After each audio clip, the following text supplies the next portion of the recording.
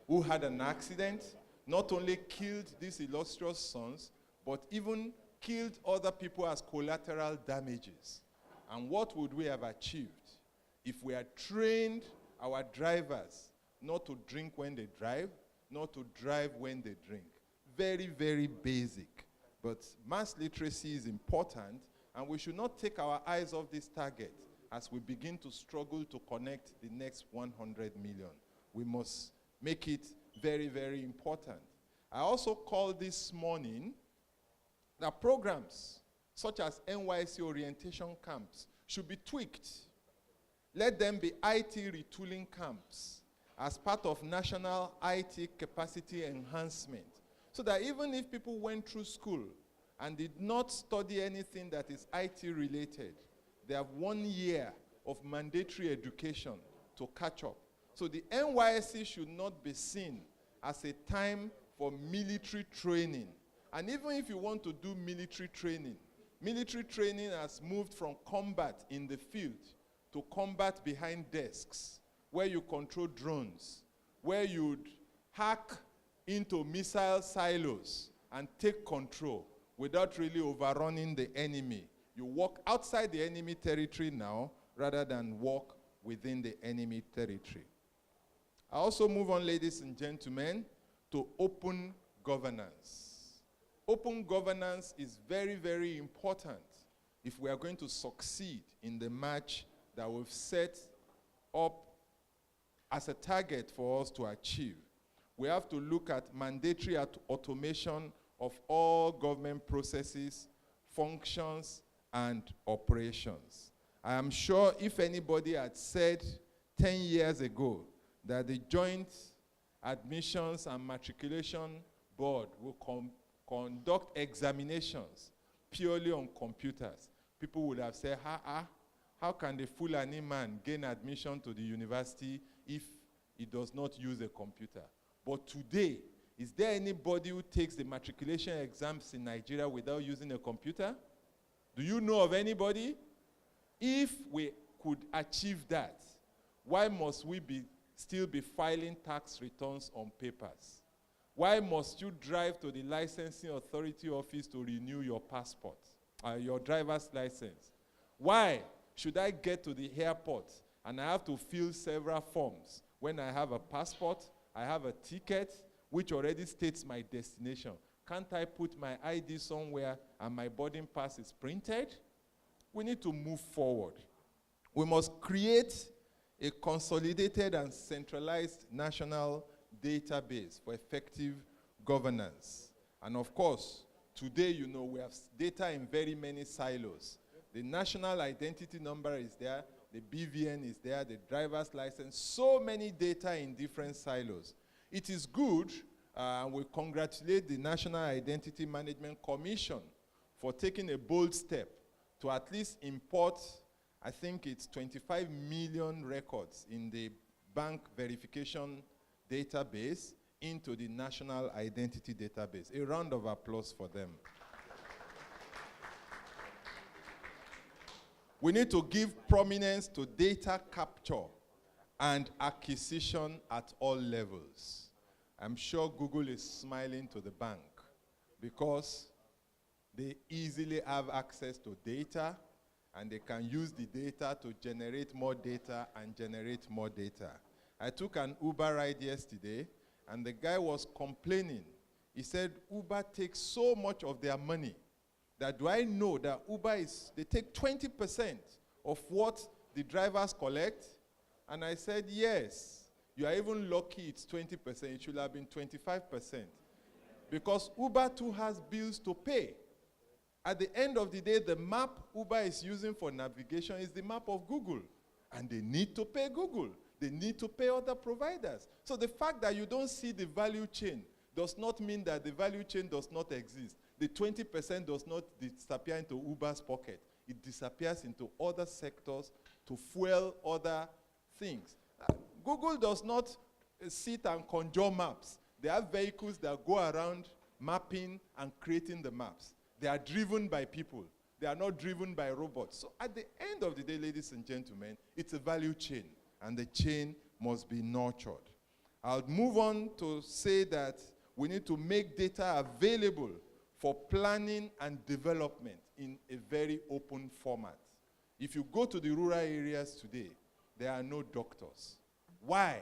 Because doctors don't want to work in the rural areas. But there are nurses, there are ancillary health workers in all these rural areas. Empower them to do basic medical services, to take basic preventive cares. Then, of course, the urge to insist that there must be doctors in the rural areas will reduce. They will also become more educated. Then, of course, rural to urban migration would be reduced, and we can afford to have internet access at our rural communities instead of us rushing to Lagos because the biggest pipes are in Lagos. And then you get to Lagos and you spend 8 hours in traffic. You don't get the data, you don't get the money. Accountability is a challenge, ladies and gentlemen, that we need to tackle head on. We keep saying corruption is fighting back, but who is fighting corruption? How are we fighting corruption? There is no way you can fight corruption if there is no transparency. There is no way you can fight corruption if there is no accountability. So if a plane flies from point A to point B, carrying 100 passengers, and each passenger pays 10,000 naira, obviously, that plane has realized 1 million naira. Isn't it? On that flight. If tax is 10%, government has earned 100,000 naira. Isn't it? So, if we are very, very transparent in what the issues are, practically any citizen can sit anywhere in Nigeria and replace the Auditor General of the nation and carry out shadow audits and follow the trail of money. How much barrels of crude oil did we produce yesterday? Who knows it? Where is it recorded? Good luck to you. We need to establish metrics and maintain scorecards online for all our various government agencies. When we have government services that are online, citizens will need to connect. When citizens connect, they are connected. They can do other things, they can benefit much more, they can get trained, and so on. And we need online access to information in line with the Freedom of Information Act. I'll move on to say that the internet will also be very, very useful for the protection of lives and properties. There was a video that trended recently online when a delivery man was going to deliver a package to someone somewhere in the US. And the lady had left home to do the school run. And she realized that the delivery man was at her doorstep. How? Because the doorbell had the button wired by video to the mobile phone. And immediately the delivery man pushed the doorbell, the video came up, and she was able to speak to the delivery man to say, "Oh, you brought the package? Please leave it in the car." And the man turned around, and there was a car that, of course, was wired to the internet. I don't want to advertise, so I won't mention the type of car. And she opened the trunk of the car remotely. The delivery man put the package in the boot, slammed it shut, turned off the doorbell, and went away. Isn't that a good use of technology? It cannot happen if we are not thinking of protecting the lives of individuals and properties. Of course, I spoke about the need earlier to unify all the data silos in Nigeria to manage our identities. We also need to manage our resources, be it natural resources, be it human resources, be it intellectual resources. If I ask today that we have, I think by the last statistics, 20 million Nigerians out of school, how many teachers, if we are to bring these 20 million Nigerians back to school, how many teachers do we need? Who's teaching these teachers? Where are these teachers being taught? what resources do we need to teach them? There must be proper planning. There must be concerted effort to do this. And our digital rights and privacy. With the rise in data generation and behavioral analysis, there is the need to protect citizens from undue exploitation and social exploitation, both by constituted authorities as well as criminals. And of course, those who masquerade as accomplished businessmen, but in the real sense, carry out nefarious activities. Blackmail and exploitative tendencies in the digital realm today requires much more decisive actions at this point in time. We need to focus on cybercrime mitigation by establishing insurance programs for mitigating losses arising from cybercrime and information technology breaches. Ladies and gentlemen, the question is not if, the question is when. We need to foster technological innovation and competitiveness. Innovation and competitiveness must be managed for us to get very good dividend from our technological forays. We need to pay attention to locally developed solutions to free the country from digital slavery and technological isolation by giving prominence to legislations that we already have, things like the National Local Content Act of 2010. We need to institute a very strong reward system to encourage technological innovations at all levels and across areas. We want to connect the next 100 million Nigerians. Are we going to use fiber technology? Are we going to use wireless technology? Is there any university in Nigeria today that is researching into the next wireless antenna array? Can I see your hand? No. Is there any university today researching into the next fiber optic technology? Must it only be multi-mode or single mode? Why can't there be an alternate mode? It takes research. It takes investigations. We need to develop the industry for a method of stronger engagement between the industry players at all levels. We should not gather alone because there are business opportunities. We should gather because there are developmental challenges that require solutions. We need to lower the entry barrier to banking and financial inclusion services by embracing concepts like open banking. And we need to pay closer attention to financial technologies and ensure financial inclusiveness at all levels. Payment systems are not add-on to your services now. If you are not thinking of how people would pay for your services before you launch your services, I'm sure you are running a charity and you know that. We need to look at youth empowerment because youths are the bedrock of the future in Nigeria. And we need to salute those who are working assiduously to do this. How many people in this room know that this innovation park that we are in this morning exists before they got into this place? Let me see your hand if you never heard of this place until you came here this morning. Can I see your hand? So quite a number of us didn't know this place exists before we came this morning. I challenge you to walk around. I challenge you to see all the businesses that are being incubated and nurtured where we are. We need more of these places all over.